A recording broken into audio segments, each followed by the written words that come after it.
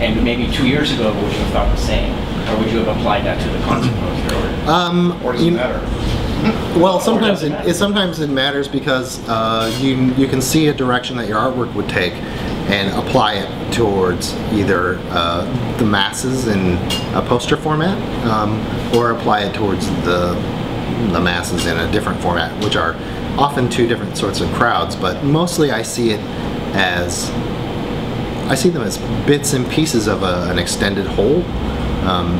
I don't see the edges, I don't see a finished conglomerate with a frame. I don't see a definition for it. It doesn't really matter what the definition of the item is, as long as it's accomplished in some way or another. So it couldn't matter necessarily. Do you have a 5-year or 10-year goal plan? Young man.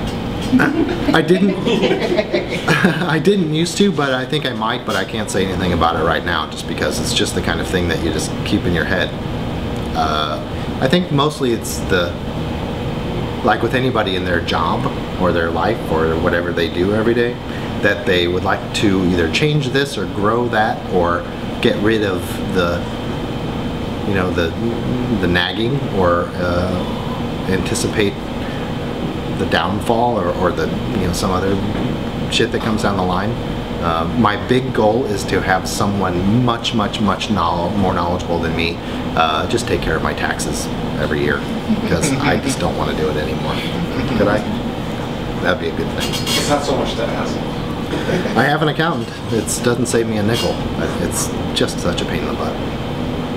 And you think that art, and they collide. Art and taxes collide like crazy. Sounds like a t-shirt. Probably. Yeah. Anything from any other people at all? Yeah. I was curious if you ever pursued a band just based on your own love of them, or do they always come to you? No, I do it all the time. Okay. Yes, I pursue bands all the time. Like hear a song and react? Yes, and actually, I've done a lot of work for the band My Morning Jacket. And the original way that I actually got in touch with them at all was I bought a 7-inch record. That was actually songs from a band called the Photon Band and a band called Those Bastard Souls that I was big fans of. And on the flip side was a track from My Morning Jacket. It was their very first 7-inch song put out on Darla Records years ago.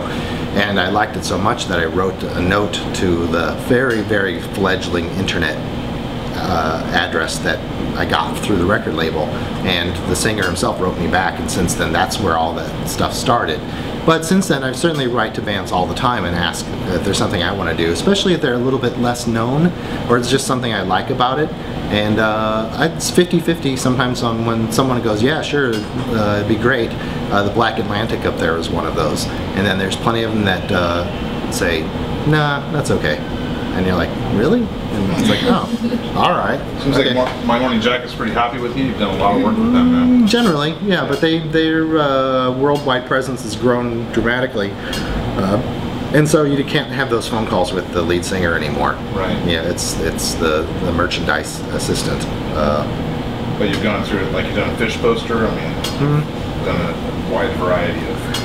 Yeah, none of that's really my deal either. It's like some of those jobs are great, and all the people that work for them are all very nice and professional. It's not really my vein as far as the music itself goes. You can go a long ways when people act nice and are professional and the whole thing is smooth. That's all perfectly fantastic. But if I could do a sugar plant poster or a drugstore poster, I'd be 10 times happier. Have you heard of those guys? No. Nope.